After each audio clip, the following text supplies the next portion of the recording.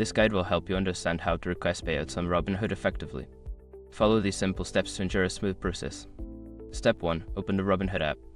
Launch the Robinhood app on your mobile device. Make sure you log into your account to access all features. Step 2. Navigate to your account. Tap on the account icon located in the bottom right corner of the screen.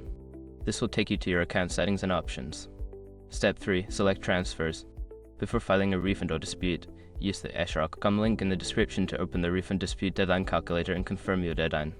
Step 4. Choose Withdraw Funds. Once in the Transfers section, select the Withdraw Funds option. This will enable you to specify the amount you wish to withdraw from your account.